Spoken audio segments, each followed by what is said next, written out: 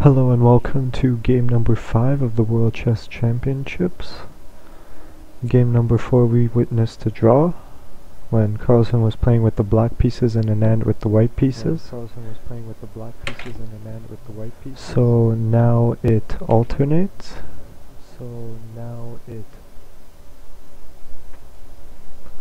Where Carlsen was now playing with the white pieces and Anand was playing with the black pieces. Before this game, no one has ever won a match. All 4 games were drawn. There is a lot of theory on this game already, so I'm just going to be going over what happened in the game right now, and then later, maybe in a future video, I'll talk about some of the variations that happened. However, it started out with c4, e6, and then d4. So kind of a delayed Queen's Gambit English opening. Pawn d5, knight c3, c6, and d4, giving Anand an option of which 2 pieces he would prefer. And Anand chose to take on e4. The knight recaptured and the bishop came out to play check. And the knight came to defend. Pawn was pushed once again, so the pawn goes from there and then to here, which I believe is a waste of moves. However, it did fit the proper scenario since the pawn was here, was protecting the pawn. But now, since there is no pawn, it could be used as a more aggressive piece. a3 to scare the bishop back to b5, and then knight f3 develops. Normal 4 knights opening. Standard play so far. Knight f6, bishop e3, and now the knight develops to c6. Now, I was debating a move such as, I don't know how good this move would be. A queen out, not only pinning the king, but also forking pieces like the bishop to the horse and along this diagonal, since he cannot move. There might have been some problems there, but that did not happen. Instead, we see queen d3, pawn takes, knight takes. Now the knight goes up to g4 since the queen is no longer available to castle. Queenside castle, very much anticipated. The knight recaptures, and now the pawn right here was in his little pack of 3, but now he's isolated. There's no pawn to his left or to his right that could help him out. Knight takes c6, pawn takes b6, and now we have another isolated pawn. Queens exchange, bishop e2, king up, bishop f3, pinning this pawn down, bishop d7 to defend the pawn, knight e4, and bishop b6 happened. Some typical developments right now.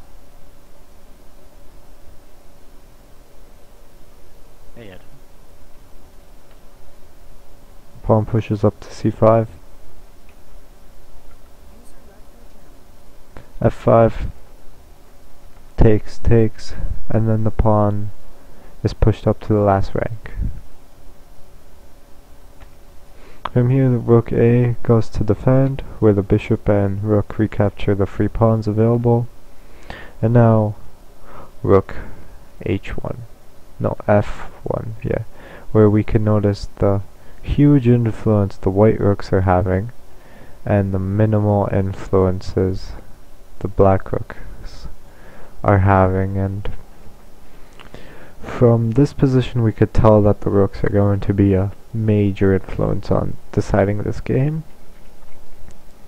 Rook moves over to get into a better position, so does white. pawn challenges the rook, it goes back one, and Anand starts his kingside attack. And now we have a huge storm where both rooks are eyeing, I don't know, a form of check and picking up these pawns, or there is even a possibility to go back and capture up these loose pawns right here. We see the bishop preventing this square. Bishop drops back to c2, rook c5, rook f6, h4, e4, a5, and now king d2. This is kind of like an early end game because these rooks are kind of in the closed little boxes, not doing a lot. So now the kings want to become not left out of the action, so to say. Rook b5, putting pressure on the pawn. The pawn just moves and is protected by the bishop.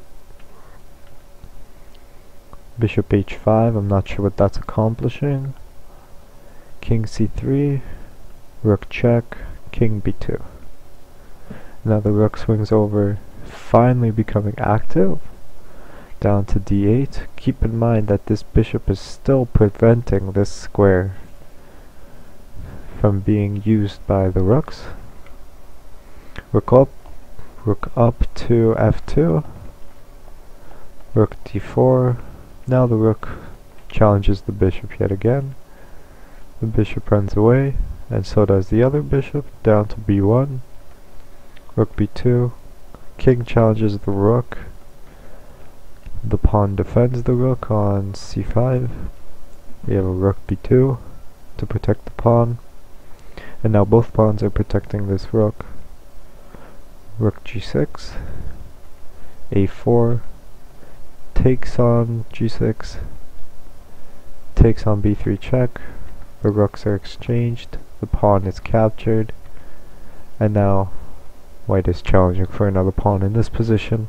White is up a pawn and challenging to get another. The bishop is counterattacked.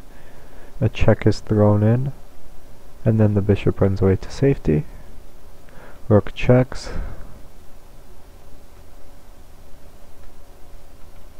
And now the rook challenges a free pawn. Bishop check. King runs away. And the rook now plays check.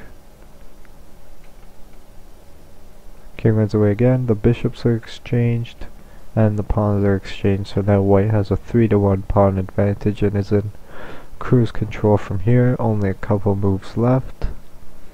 King to e6 challenging the free pawn. It is taken. This pawn is marching all the way home. Keep in mind this rook cannot get back to this pawn in time, because it is guarded by the king. It would have to go all the way up and around, which costs valuable moves. It also allows white to advance this pawn. Rook h7, king d5, a6, check, king c3, rook a2 finally. It is protected by the rook now, this pawn. King c5 and h4. And as of this point, Anand resigns. And this has been the first win for Carlsen. He has done this with the white pieces, and just in case you're wondering why Anand resigned, because Carlsen would have had no problem marching this pawn all the way up through these squares, all the way till they hit the home square, because once this rook moves this way to protect this pawn, then this pawn becomes a queen.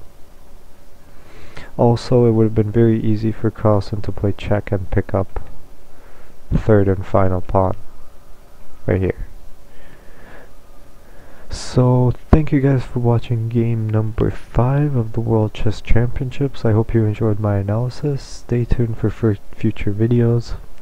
If you would like to find me, I am currently live streaming on www.twitch.tv/Adam35035. Until next time, guys, take care and have a good day, and watch out for game number 6, and Anand's gonna come back with a vengeance.